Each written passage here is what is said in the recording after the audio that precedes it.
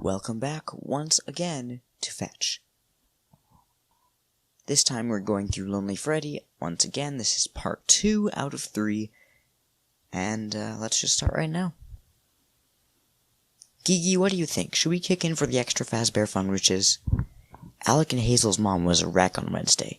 She'd overslept her alarm and had to shove Alec and Hazel into the car without taking a shower or even brushing her teeth. Her hair was jammed into submission under an old baseball cap, and the dark circles under her eyes made her look almost skeletal under the shadow of the hat brim. Hazel hadn't made it much better by asking her, in her most concerned voice, if she was coming down with something because she looked absolutely sickly, and Alec hadn't made it any better by being nice. "You look fine, Mom," he said, which threw their mom for such a loop she could only blink at them both before snapping at them to buckle up and running 2 stop signs in order to meet Aunt Gigi on time at Freddy Fazbear's. Now she was standing in the party room with a thoroughly unenthused party prepper who was waiting impatiently on answers about Saturday.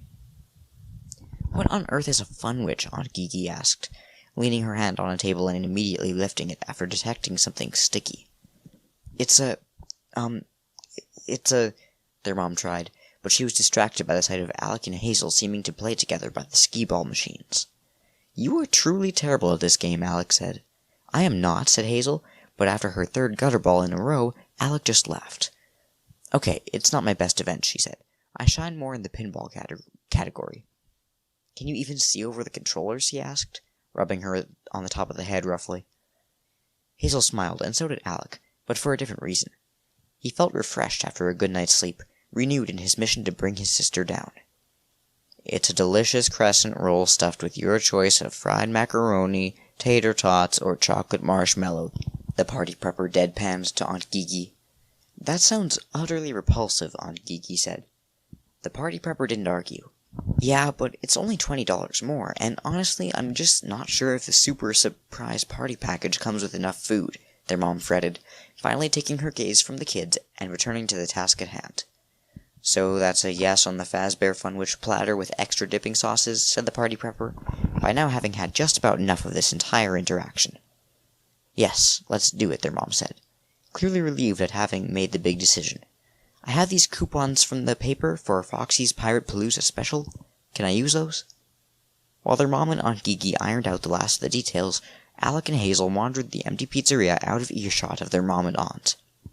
"So, what's the big deal with this place anyway?" Alec said, worried he was giving himself away.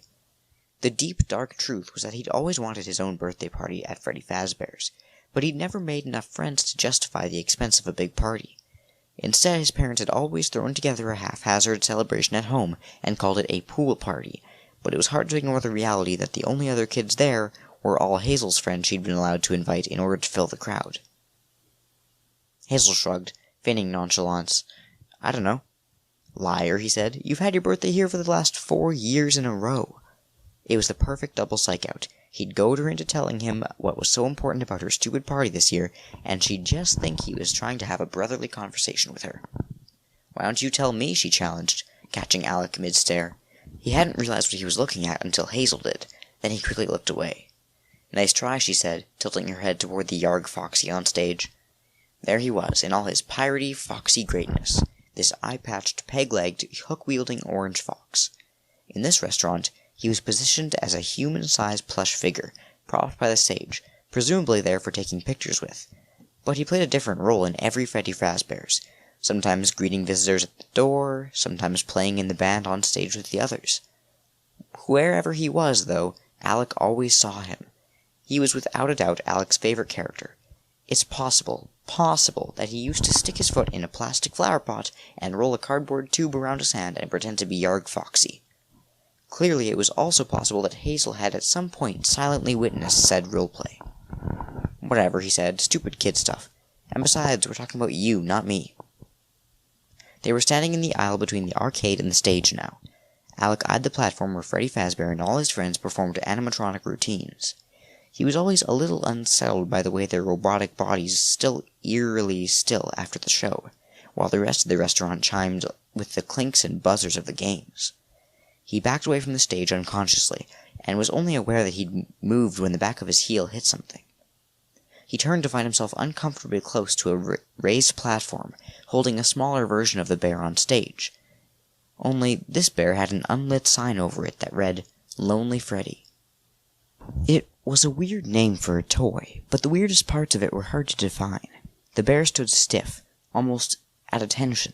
Its eyes stared straight ahead at the stage, but Alec had the strangest feeling that it was still watching him. "Maybe I want this year to be different," Hazel said, and Alec jumped a little at her voice. He'd gotten so lost in the staring Freddy, he almost forgot she was standing right there.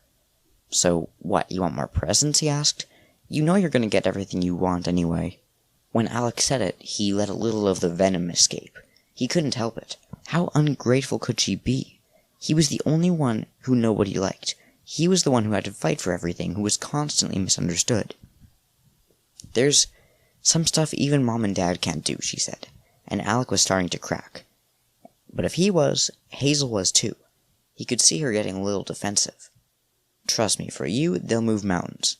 Hazel frowned at him. "They try, you know." "Yeah, they try for you." She set her jaw. "The only reason they do so much stuff for me is because they feel so guilty for worrying so much about you. Do you have any idea how much time Dad spent planning that camping trip?" Alec did know, as a matter of fact. He listened to them from the top of the stairs as they orchestrated every detail of the trip in order to keep Alec calm, like he was some sort of bomb they had to keep from going off. His eyes drifted again to the bear. Alec got the strangest sensation, like he wanted to move their argument elsewhere.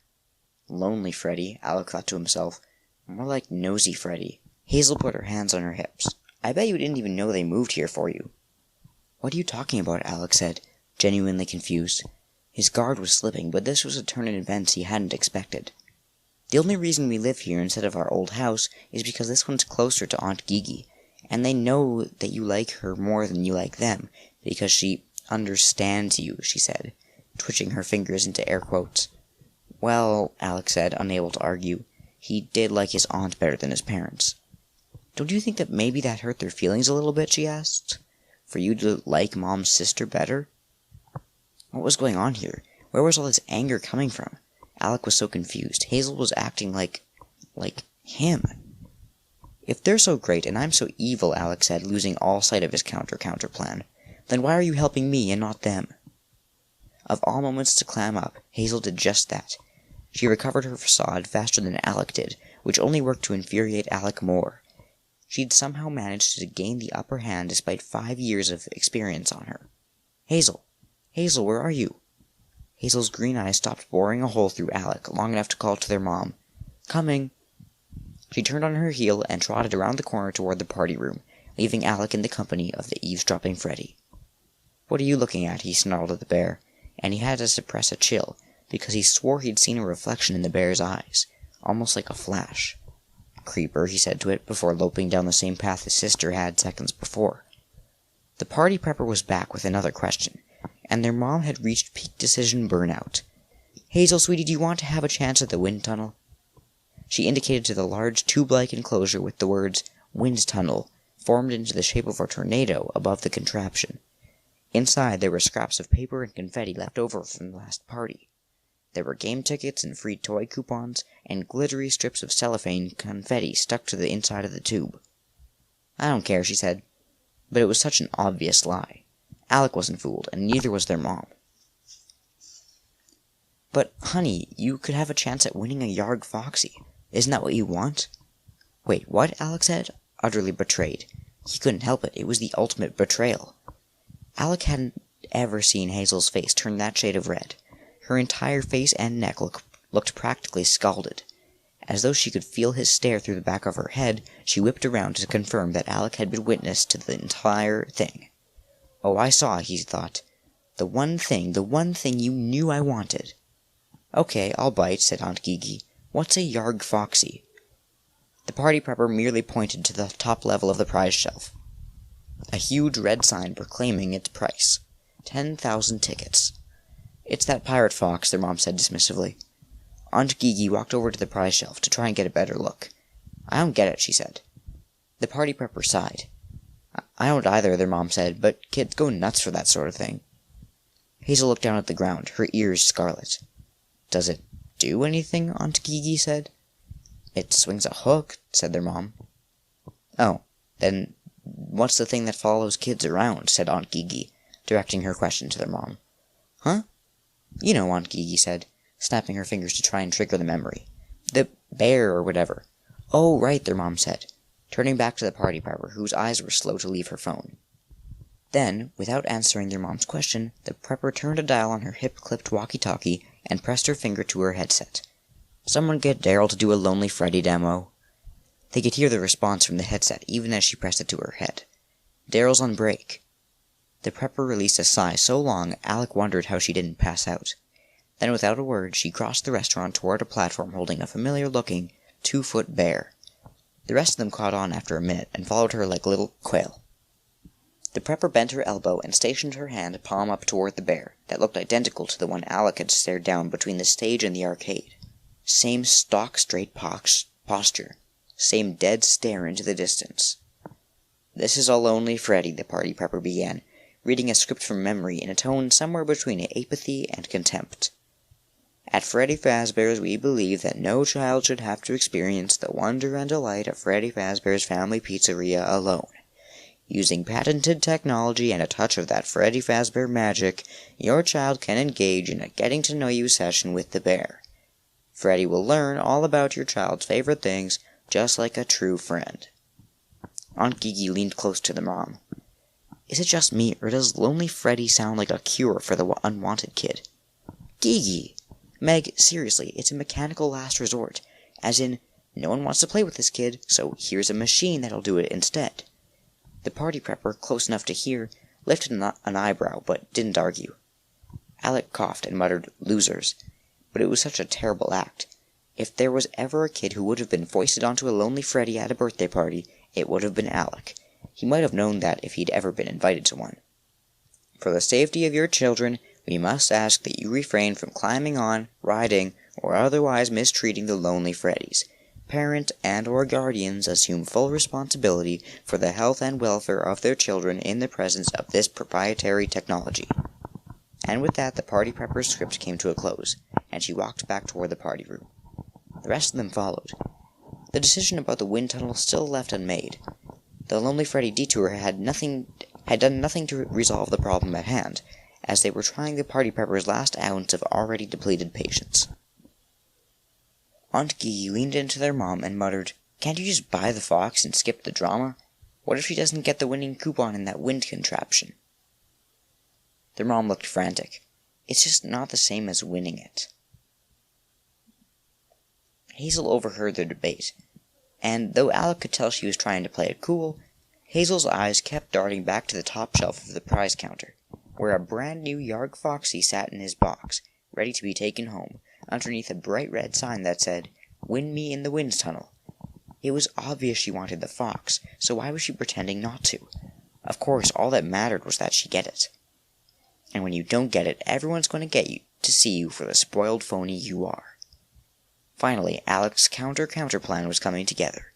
"Hazel, you should do the wind tunnel," he said to her, in a voice carefully calibrated to just the right volume to be heard by both her and his mom. Aunt Gigi cocked her head at Alec, then leaned back into their mom.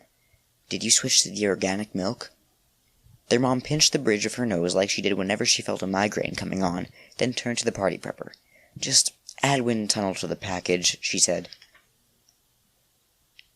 Back at home, Alec and Hazel kept up their new routine, with Alec playing the hero and Hazel playing the villain. Their mom pointedly ordered Alec to keep away from the freshly mopped kitchen floor, and Hazel responded by trekking across the tiles with muddy shoes. Their mom asked Alec to sort out the recycling, and Hazel instead dumped the bottles and newspapers directly into the household garbage dumpster. "Hazel, what on earth has gotten into you?" their mom finally broke, and Aunt Gigi watched in wide-eyed wonder as Hazel responded.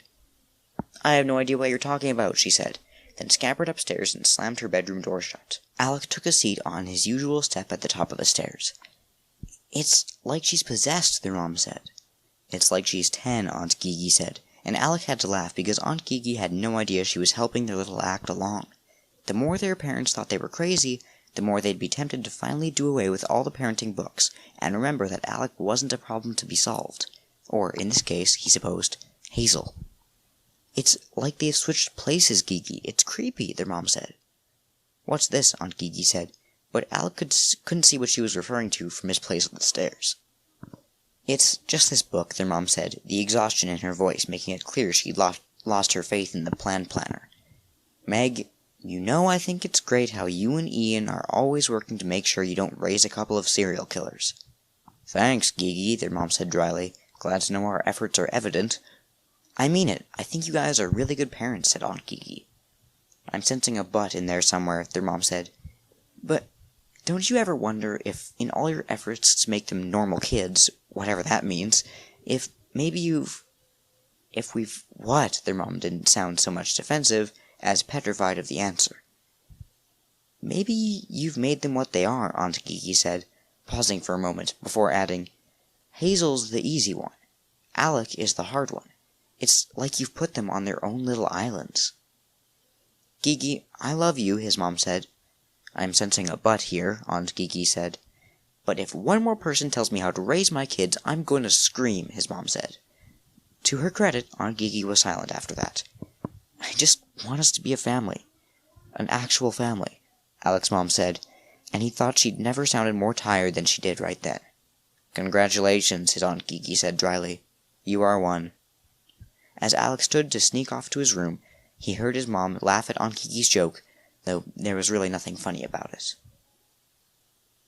Just like Hazel, Alec's mom had everything she wanted, but she still wanted more. She wanted the perfect kids with the perfect manners in the perfect house.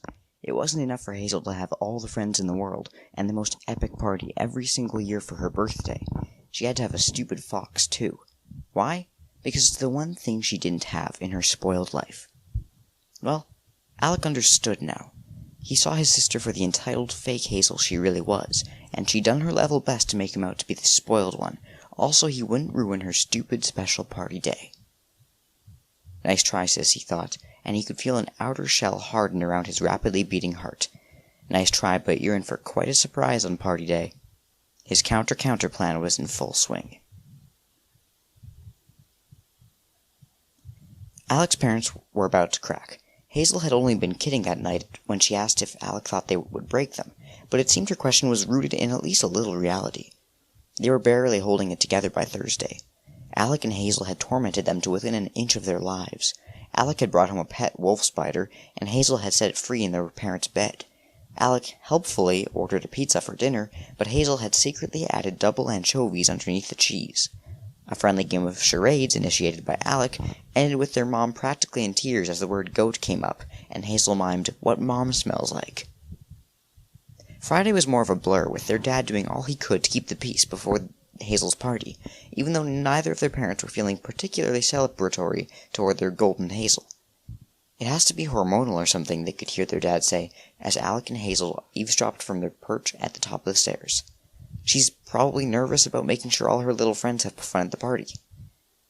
"Ian, I woke up last night to a spider the size of my palm crawling through my hair," their mom said, her voice wavering as she neared tears for the umpteenth time that week. "Oh man, I thought they found that yesterday," Alec whispered, and flinched as a stab of actual guilt hit his gut. "They did," Hazel said. I re-rescued it." Alec stared at this stranger, who he thought was his sister. His resolve toward exposing her may have doubled, but he couldn't deny that he was genuinely impressed. He couldn't have thought up half the many disasters she'd set loose in their house over the past week. He found himself lamenting the return to their separate islands once this whole ruse was over.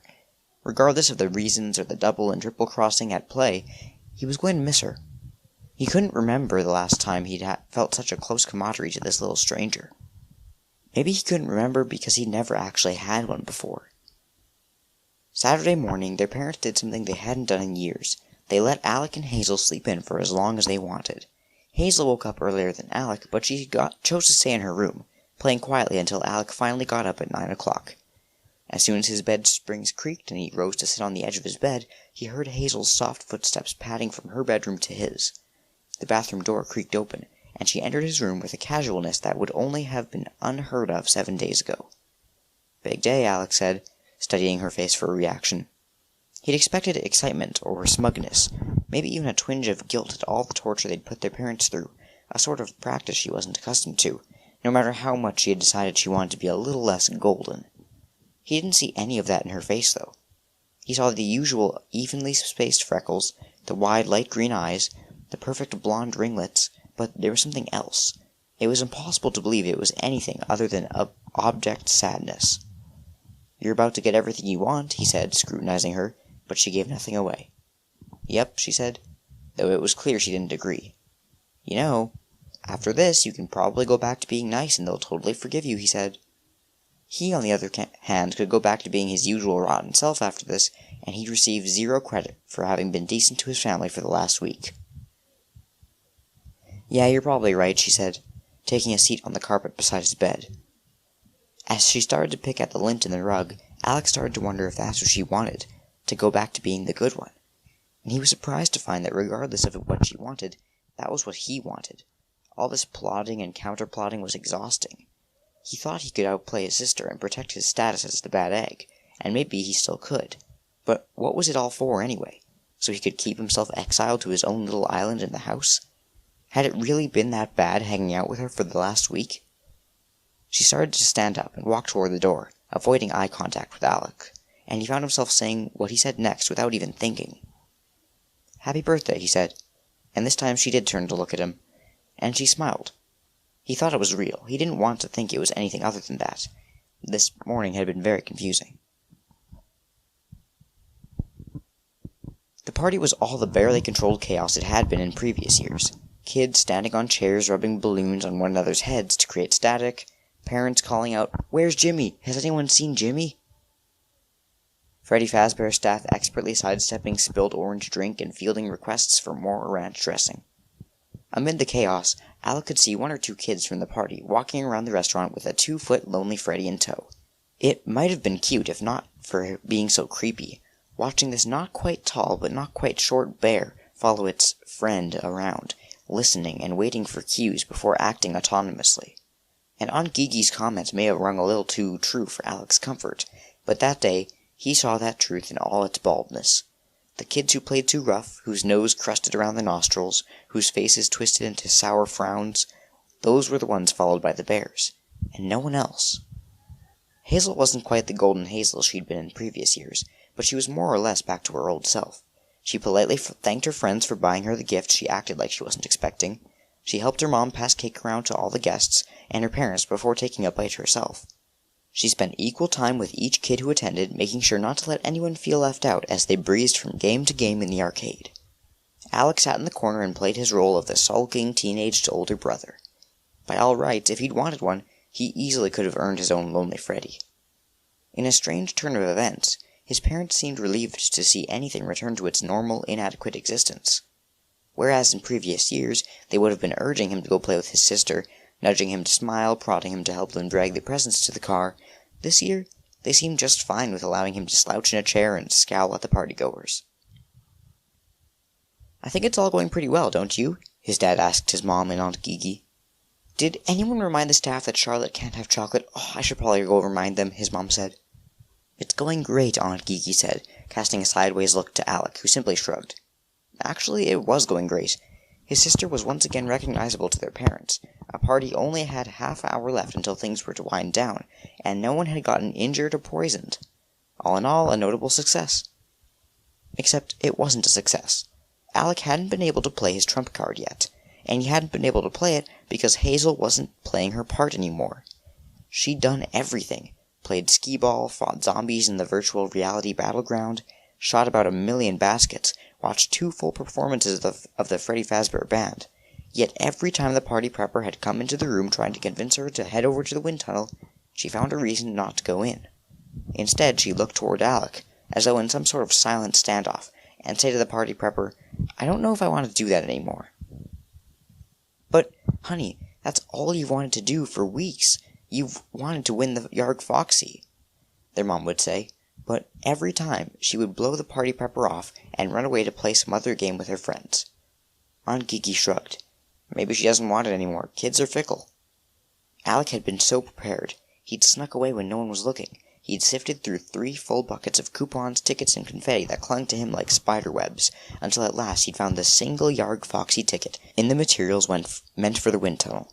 He'd pocketed the coupon and gone about his sulking way, and no one was the wiser. But if Hazel wasn't going to take her turn in the wind tunnel, it was all for nothing. Alec realized if he was going to expose her, he was going to have to take a more active role than he'd been taking. Maybe she's afraid of being disappointed, he said to his mom, and his mom seemed to think that was a pretty reasonable idea. Alec, you two have been getting along so famously lately. Maybe you should try to convince her. I'm just afraid she's going to leave today and regret not even trying. Sure thing, Mom, Alec said, laying it on a little thick, but it fooled his mom, and he nodded approvingly as he headed to the arcade to fetch his sister. He found her by the whack-a-mole tables. "Oh, Hazel, a word?" he said, pulling her by the elbow with a sappy smile while her friends distracted themselves. He found himself standing once again in the aisle between the Fazbear stage and the arcade, only this time there was no creepy bear to stare blankly off in the distance. The platform and the bear had been removed, leaving only an impression on the carpet in front of the pillar. "What gives?" Alex said once they were out of earshot. "What do you mean?" she actually had the nerve to say, squirming out of his grip while she looked back to wave at her friends. "I mean, you're back to being perfect little Hazel, and Mom and Dad are catching on," he said. "What are you talking about? Mom and Dad are thrilled. Everything is back to normal." She seemed mad at him for a second, and he wondered for a second if she'd figured out his plan to expose her as a phony. Which is maybe why he played his hand a little too aggressively. "You know, the party's almost over. You're going to go home without your stupid toy if you don't get in that wind tunnel." She shrugged and looked down. Her freckles practically disappeared under her flushed cheeks. "Maybe I don't need the toy anymore," she said. "Of course you do," he said, unleashing the full magnitude of his anger. She was clearly doing everything she could to push him to his limit. "You're not going to get everything you want forever. Soon you're going to get older and you won't be so precious, and then who's going to like you?" In all of her 10 years, outside of the infant months, Alec had never seen his sister cry. Maybe she'd thrown a fit or two when she was a toddler, but he'd always found better places to be when that sort of drama went down. But in that moment, for reasons he couldn't begin to understand, he watched as her light green eyes rippled with tears. And though she wouldn't let them spill to her cheeks, he could tell it was a monumental effort on her part to keep them in. "Fine," she said, and not a word more. She shoved past him and walked straight through the crowd of her friends in the arcade toward the party room, greeting her mom and dad and aunt with nary a smile, before demanding to be let into the wind tunnel. Oh, yes, okay," their mom said. Not the enthusiasm she'd been counting on, but she was quick to take action. "She's ready for the wind tunnel," she called out to the Freddy staff like they were her ladies-in-waiting. 2 employees prepped the chamber by emptying the buckets of game tickets and coupons and sticky cellophane confetti into the top of the tube before flipping a switch to activate a strobe light that couldn't be looked at for too long without causing a touch of nausea. Another flip of a switch, and the wind in the tunnel was activated, sending the assortment of paper and mylar whirling through the tube, mixing up the prize coupons in a dizzying frenzy. They switched the machine off again, then rather unceremoniously grabbed Hazel by the wrists and pulled her through the little entrance door to the tube. The strobe lights reactivated, and as moths to a flickering flame, her friends migrated from the arcade back into the party room to witness the birthday girl's tornado of potential prizes. "Are you ready?" asked an employee. Hazel simply nodded, and Alec watched her with measured awe as the storm kicked up around her, whipping her golden curls in front of her face and momentarily obscuring her behind the chaos. "Grab the tickets," her friend screamed from behind Alec. Oh, the Yard Foxy coupon. It's right there, baby, it's right there," his mom hollered, jumping up and down as though that would help. But Alec knew better. He touched the side of his jeans pocket where the single crinkled Yard Foxy coupon resided. Hazel barely reacted to the screams, though. She held her hands out haphazardly, making minimal efforts to grab any of the frenzied papers that flitted in and out of her fingers. "Is she okay?" their dad asked. "You don't think she's gonna puke, do you?" "Oh boy, that would be a mess," Aunt Gigi said, and Alec had to stifle a snort. "Come on, Hazel," he shouted above the crowd. "Get that certificate! Get that fox!" But it was no use. Either she couldn't hear or she simply didn't care. When the wind tunnel timer buzzed, Freddy Fazbear Associates dutifully pulled the plug, and the storm inside the enclosure came to an abrupt end. "Okay, boys and girls," the employee shouted into a microphone. "Let's see what the birthday girl has won." Kids from the party pushed and shoved toward the cylinder with Hazel inside it, and she sidestepped their greedy hands as they snatched at the free tickets like they were actual dollar bills. "Well, Hannah, what have we got here?" said the employee. "It's Hazel," Aunt Gigi corrected. "Okay," said the employee, ignoring Aunt Gigi and stepping dramatically over to Hazel as she cast him a wary look. "Let's see here." She handed him all the papers she had, reluctantly grasped against her body. allowing him to sift through the various coupons and announce each one like she'd won the lottery. 1 free fountain drink. A bonus round at the Sky Dunk. Make that 2 promotional Freddy Fazbear character cups. As the employees came to the end of the stack Hazel had captured, their mother started to shift nervously. She didn't get the fox, Alec heard her fret to their dad. Meg, relax, she doesn't even want it anymore. Yes, she does, Ian, she's just trying to be a big girl.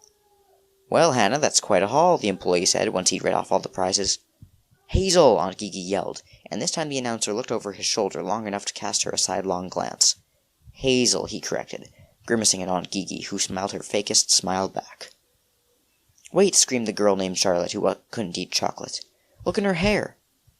Sure enough, as her friend spun to her side, Hazel's curls cradled a small, glittery ticket that looked different than in any of the others. But Alec recognized it immediately. It's the Yarg Foxy! It's the Yarg Foxy! Screamed Charlotte. It's not possible, Alec thought. Anger burbled in the pit of his stomach and began to churn, ready to erupt at any second. He remembered the tube before the wind tunnel had turned on. There had been little scraps in there from the last round, and in that small pile of glittery confetti and tickets, a single Yarg Foxy coupon must have been hiding, waiting to be kicked again by a renewed wind. Alec was certain she hadn't meant for it to, but Hazel's face completely transformed. It was only for a fraction of a second, but he was looking at her at just the right time, and in that split second he saw her utter relief at having won the prize she was determined not to want when the day came to get it. And no one would get to see the epic tantrum of Golden Hazel, the girl who had everything but didn't get the fox. That's right, boys and girls, Hazel has won her very own Yarg Foxy, the announcer cried, and the kids from the party practically went into convulsions. They followed the employee all the way to the prize counter and swarmed him as he lifted the boxed Yarg Foxy from the highest shelf, bestowing it upon Hazel like she'd just been crowned the queen. What a relief, their mom sighed, falling back into a chair. Alec looked at her as if she'd just grown a second head. A relief? It's a joke, he said, and she scowled at Alec. How can you say that? You know how much she wanted that toy. Does she look like she wants the stupid toy? He groused, still furious that Hazel was doing all she could to hide the fact that she was the spoiled one. Alec watched as she unboxed the fox and held it in her hands, smiling at it like it was some sort of long-forgotten treasure. Let me see, her friends begged, but Hazel smiled shyly and shook her head.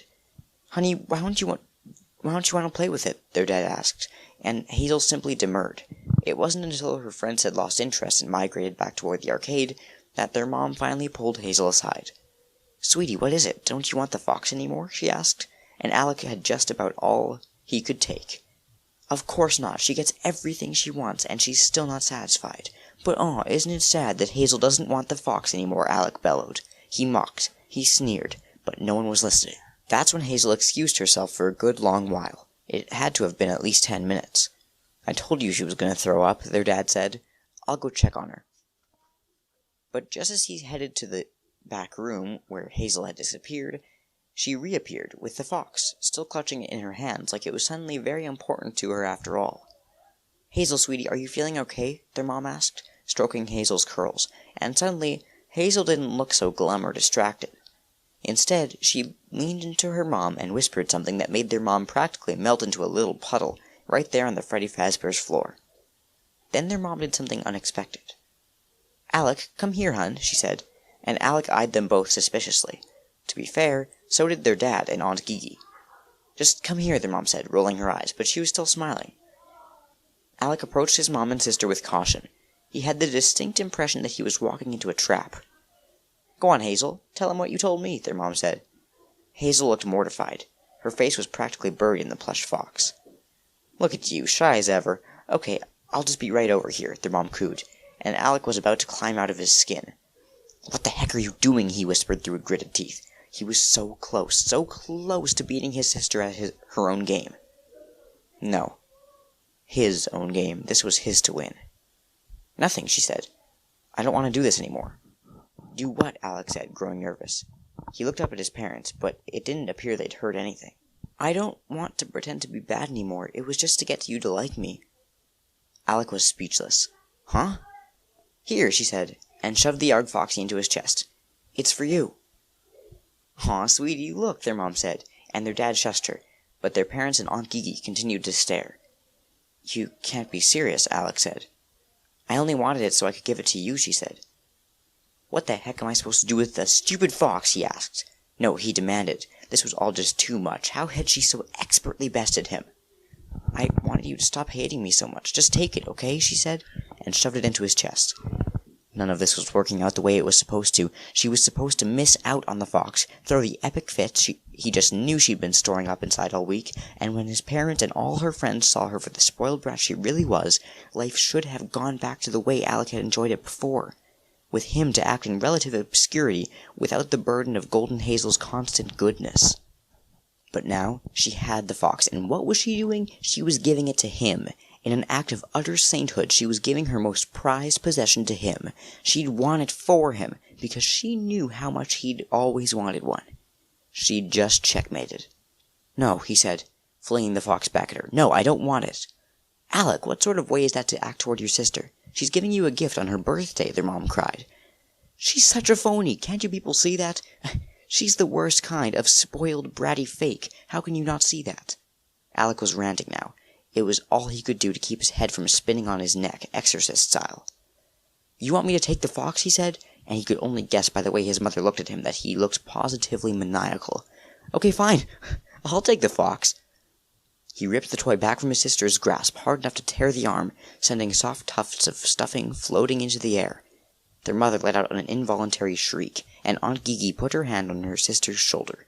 "Meg, get a grip, you're making it worse." Their dad tried to make it better. "Alec, come on, sport, don't do this today."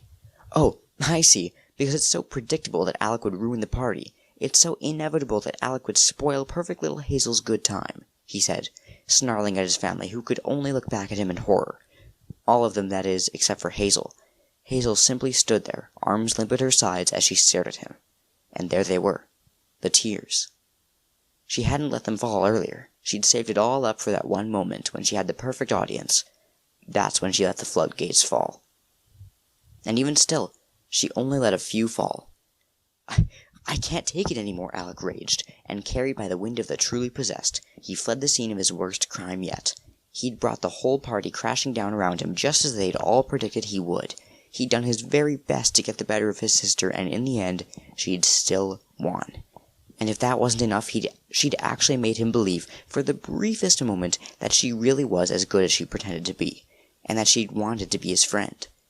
Pounding a path through the pizzeria, Alec whizzed past confused-looking staff and his sister's gang of friends, and one or two lonely Freddy bears, barely registering any of it, including Hazel's friend Charlotte, who was about to puke, because someone had ignored all warnings to the contrary and fed her chocolate.